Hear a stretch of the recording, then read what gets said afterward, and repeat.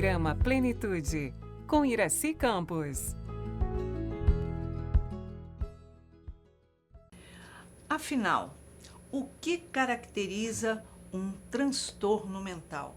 Será que conseguimos identificar quando esse transtorno é psiquiátrico, espiritual? O que acontece em torno de tudo isso? Como nos sentimos?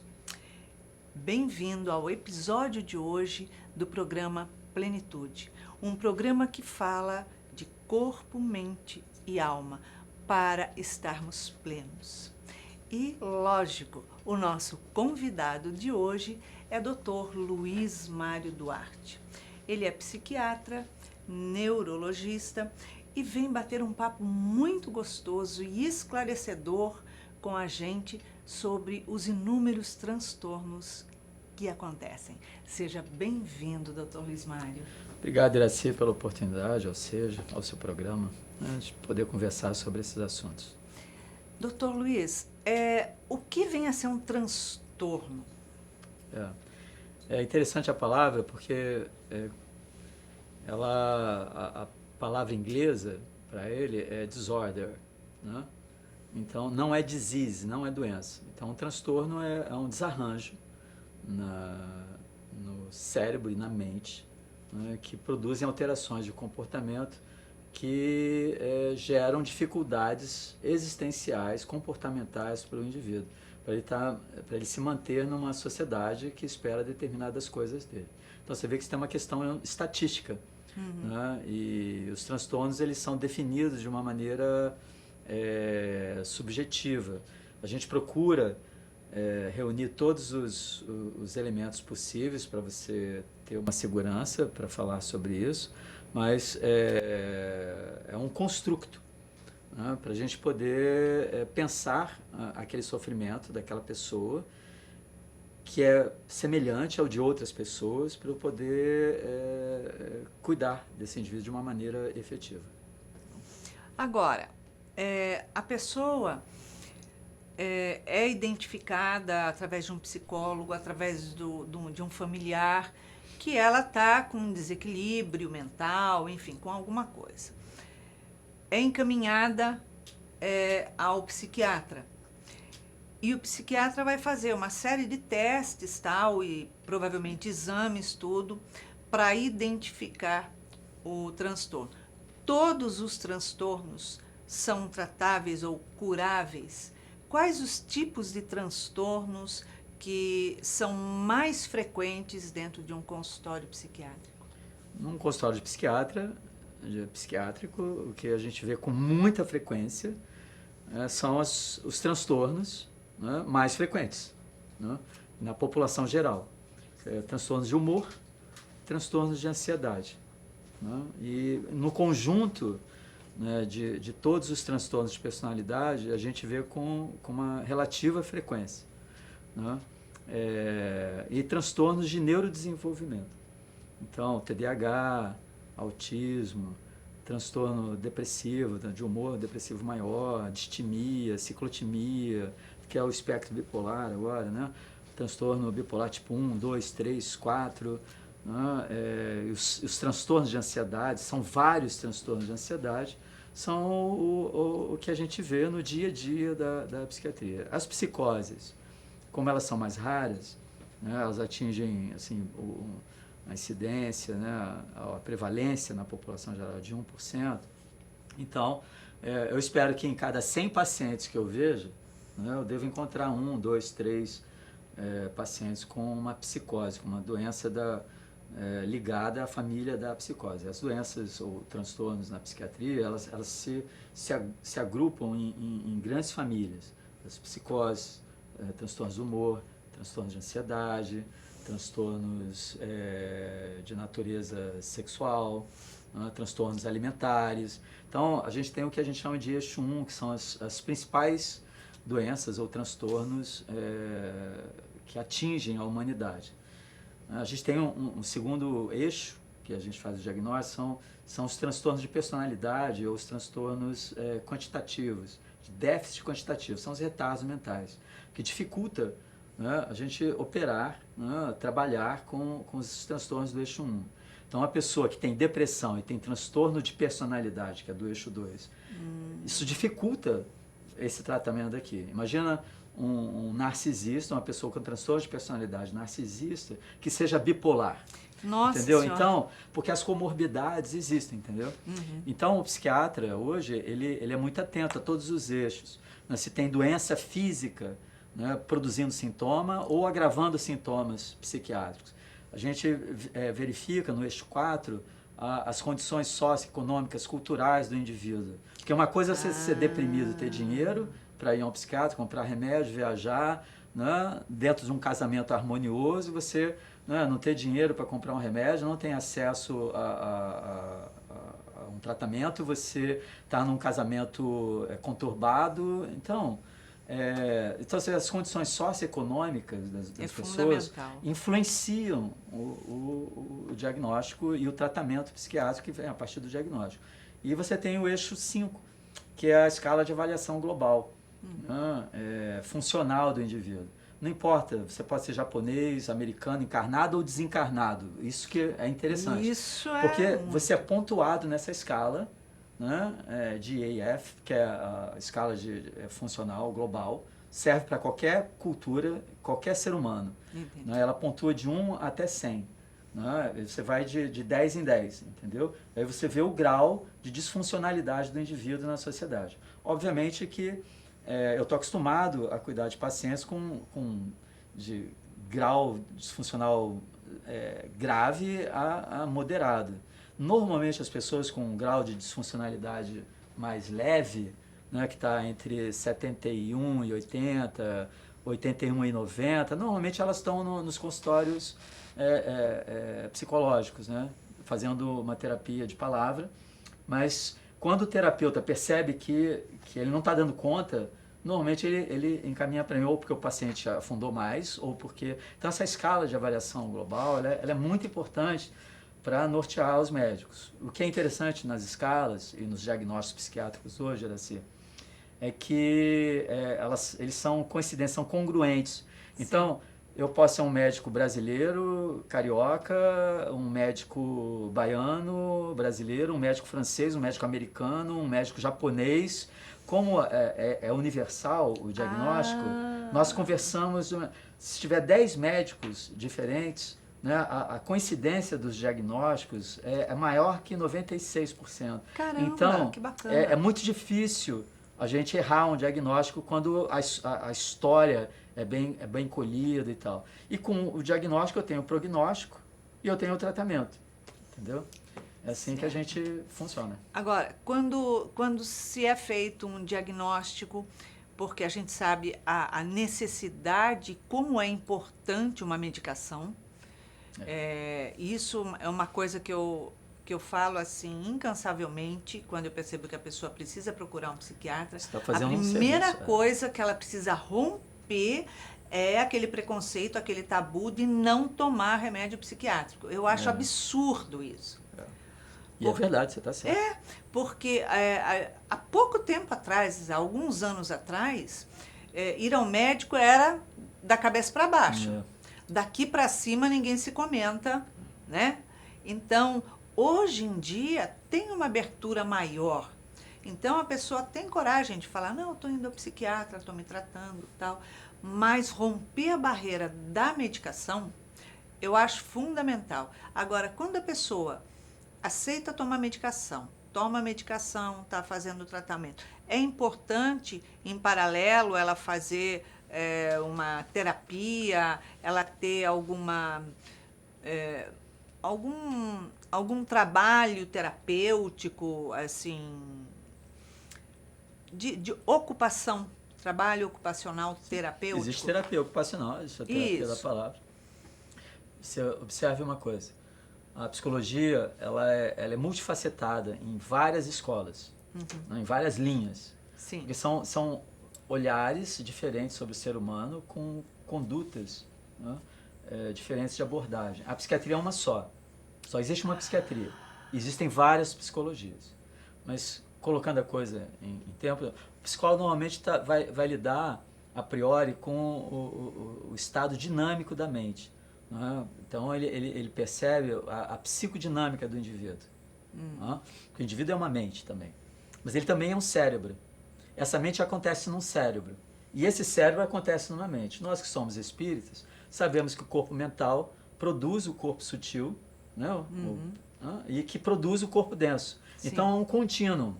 Né? Então, da mesma maneira que a pessoa toma remédio para o coração porque ela está hipertensa, né? Para baixar a pressão, ou ela está diabética, com muito açúcar, ela toma um remédio para baixar o açúcar, às vezes falta ou tem em excesso alguns neurotransmissores que a gente precisa estabilizar.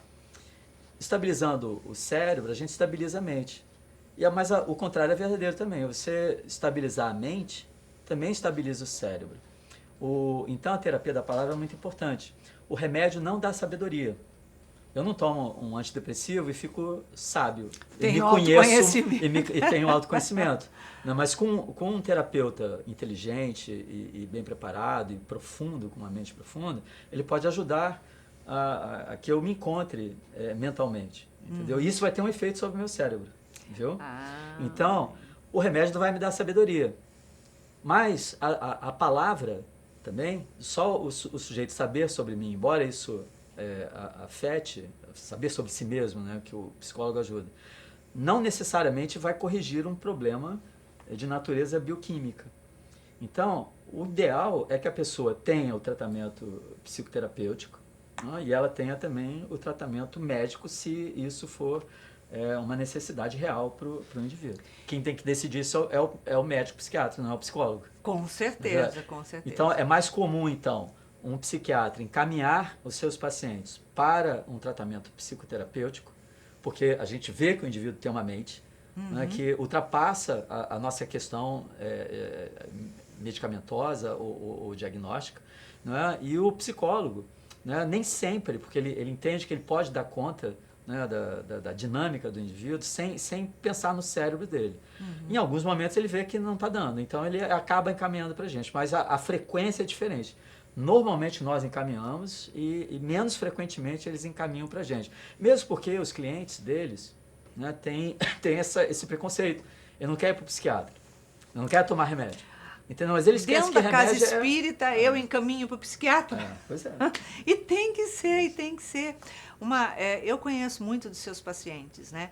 E uma coisa que eu acho muito bonito no teu trabalho, eu acho que tem que falar aqui, porque é um despertar até para muitos psiquiatras, né, que acham que o paciente chega na frente, senta, você diagnosticou, dá remédio, tchau, um beijo, um queijo, e só aparece aqui para pegar nova receita.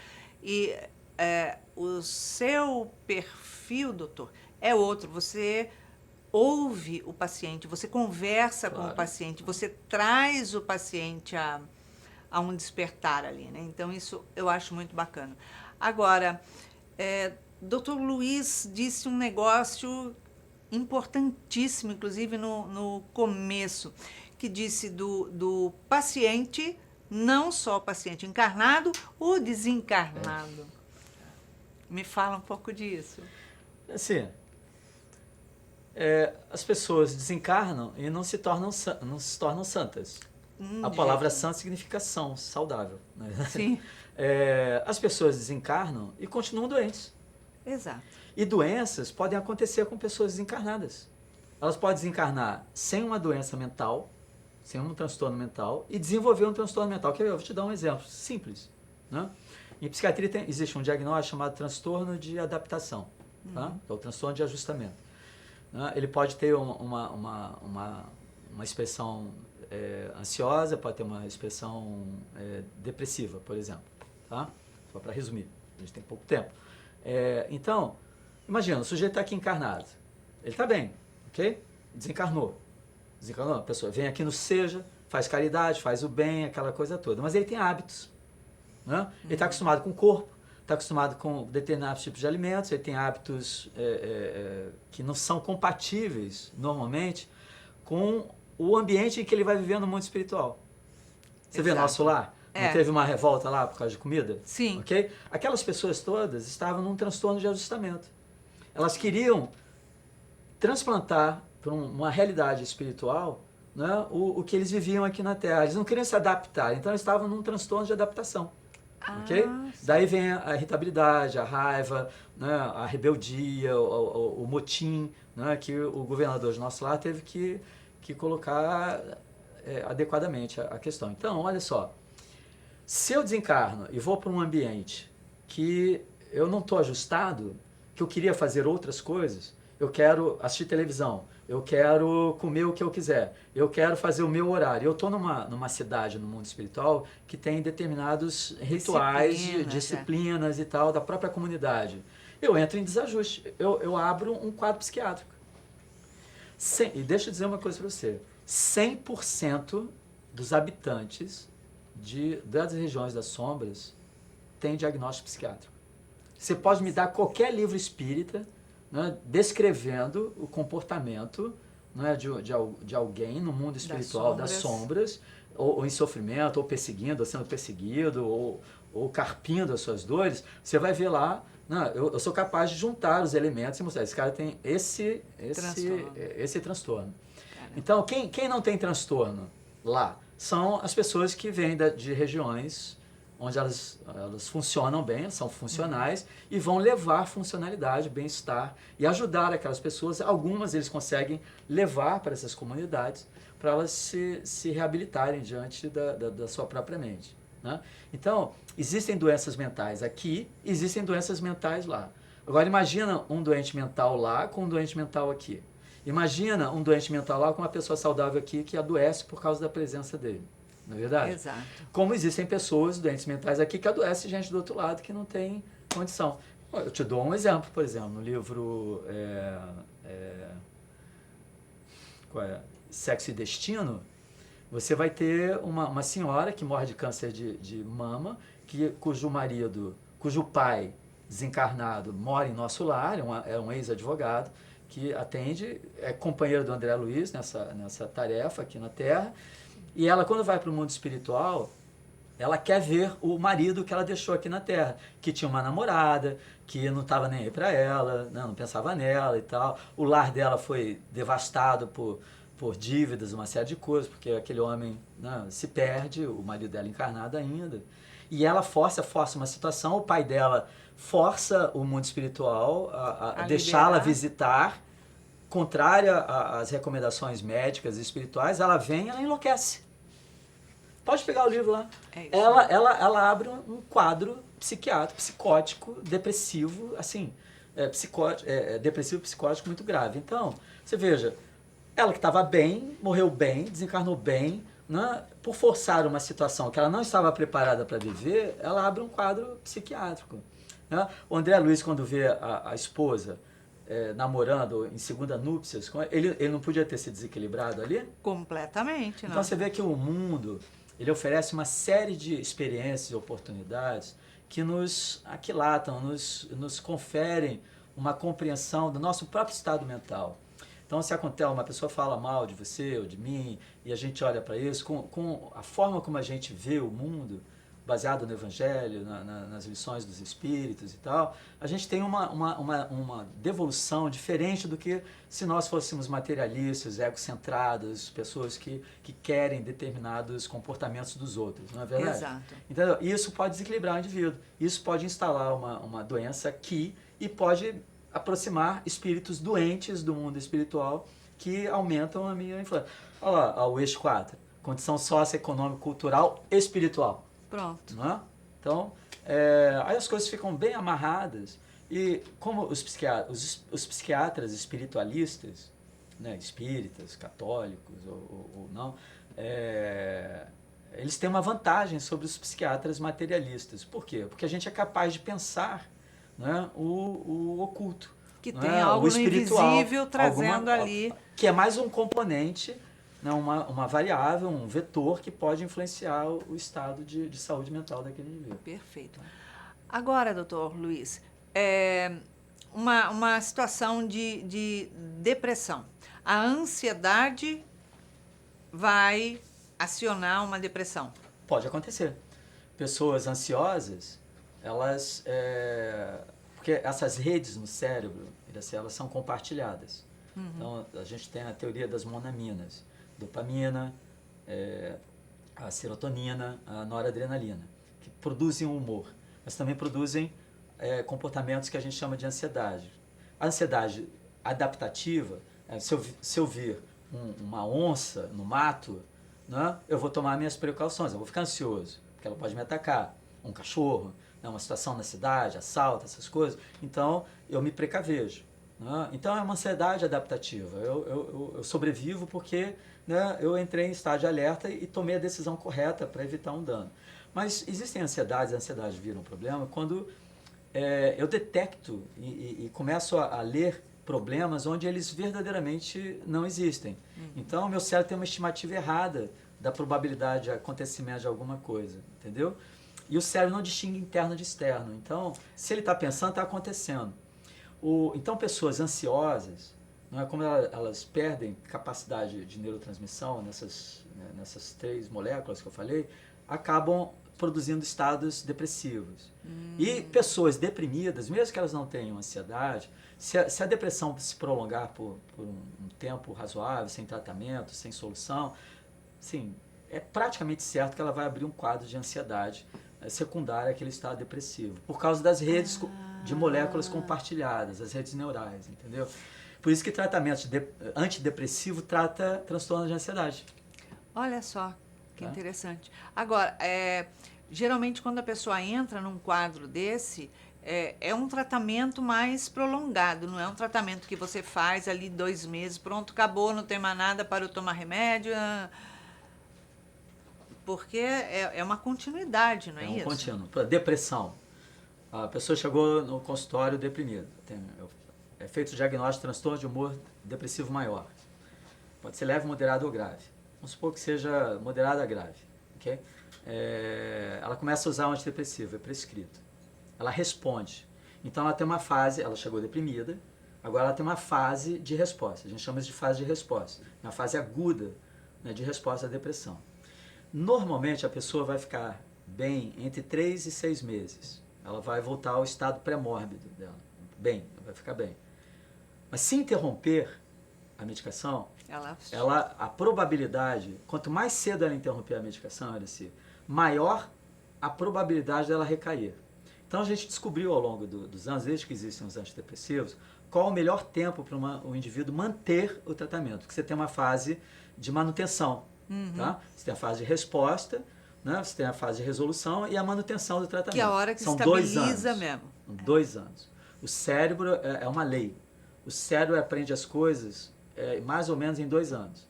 Então, se você se você fizer alguma coisa 8 horas por dia por 2 anos, você tem flow, né? Flui aquilo, né?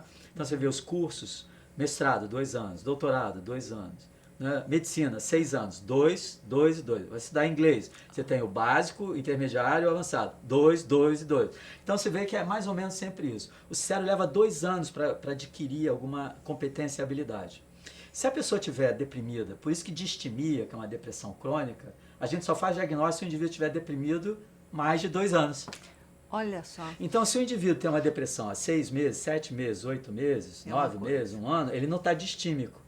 Então ele vai tratar, ele vai ficar sem sintomas. O objetivo do psiquiatra é zerar os sintomas do indivíduo. Zerou os sintomas, ele fica 2 anos com a medicação. O cérebro aprende a não... Então diminui a probabilidade dele deprimir, porque aquelas redes neurais... Porque o cérebro, imagina, você 24 horas com seu próprio cérebro deprimido. Não, né? São 3 vezes 8. E se em 8 horas... Durante 2 anos né? Você faz flow, você faz um fluxo contínuo de aprendizado. Imagina você encurta o tempo. Se você ficar 24 horas pensando numa coisa, deprimido, o seu cérebro fica muito bom naquilo. Então eu não só tenho que tirar os sintomas do indivíduo, eu tenho que ensinar o cérebro a não voltar àqueles caminhos. Ele tem que desaparecer. E para isso eu preciso de mais ou menos 2 anos. Porque ele desenvolve redes e as redes ficam todas viciadas naquilo e acabou. Exatamente. Ele vai fazer sempre o mesmo caminho, né? Sempre o mesmo caminho. Esse é o problema de um adicto, de uma pessoa que tem um transtorno de uso de substância. Não é? Aquele caminho está tão forte nele, porque ele pensa aquilo o tempo todo, faz aquilo o tempo todo, que quando você tem que parar, quer parar o comportamento, o cérebro fica querendo fazer a mesma coisa o tempo todo. É muito difícil. Por isso que precisa de tratamento, internação, medicação, psicoterapia. Né? Mas é porque o cérebro aprendeu. Então ele tem que desaprender aquilo, entendeu? Para poder Isso. ajustar. Desculpa estar falando rápido, é porque eu sei que o Não, nosso tempo porque tá o curto. tempo é realmente curto. Agora, 2 minutinhos aí. Isso dá mais um outro programa, com certeza. Ah, com certeza. Agora, a pessoa que tem o transtorno de bipolaridade, é a mesma situação. 2 anos, 2 anos, 2 anos. É. Então a gente tem estimativas, o sujeito nunca teve um episódio, nem depressivo, nem de hipomania ou de mania. Ele teve. A probabilidade dele ter de novo ao longo da vida é em torno de 60%. Então, a gente tem que ficar, porque a gente tem que tomar uma decisão. Eu interrompo o tratamento ou eu mantenho o tratamento? O que a gente faz? A gente interrompe o tratamento, foi só um episódio. Se ele tiver o segundo, né, a gente deixa mais tempo com o tratamento, depois que ele equilibra. Se ele tiver o terceiro, ele pelo vai ter resto 4. da vida. Aí ele vai tomar remédio para manter o humor dele estável. Como uma pessoa toma remédio para manter a pressão estável, a glicemia estável, né, o colesterol estável. A Né? pessoa Você que também tem- mantém seus neurotransmissores estáveis. Quando você tem um problema de colesterol, você sabe que você vai ter que tomar, de repente, uma medicação até o final da tua vida. Então, por que você não pode tomar uma medicação psiquiátrica até o final da tua vida para te manter Bem. bem, você ter uma vida normal, em plenitude. Minha mãe né? tem TOC, tem transtorno obsessivo compulsivo. Né? E eu medico a minha mãe há quase 40 anos. Okay? E ela nunca mais teve nada. Não teve mais Então depressão. é assim que mantém. A ansiedade generalizada dela diminuiu e ela nunca mais teve sintomas de TOC. Ela tentou parar sozinha 3 vezes. Nossa, As não 3 vezes ela recaiu. Até que ela entendeu que ela precisava tomar os remédios. Ela toma remédio para pressão, toma remédio para diabetes, toma remédio para ansiedade e depressão. E ela nunca mais teve nada. Que bom, né? É isso, graças a Deus. Doutor Luiz, obrigado pela sua Obrigado você, presença e vamos fazer novamente outro programa, porque dá muito pano para manga aí. Então é isso, cuide da sua mente com amor, com carinho. Se dê o carinho, o alto amor de se levar a um psiquiatra. O psiquiatra, ele cuida da sua parte mais importante, do cérebro. Quando ele cuida da sua mente, você tem saúde física e condições saudáveis de vida. Então é isso. Compartilhe o episódio desse programa com seus amigos, familiares, porque com certeza você vai estar ajudando muita gente. Então, uma semana de muita paz, alegria, um super beijo carinhoso e até o próximo episódio.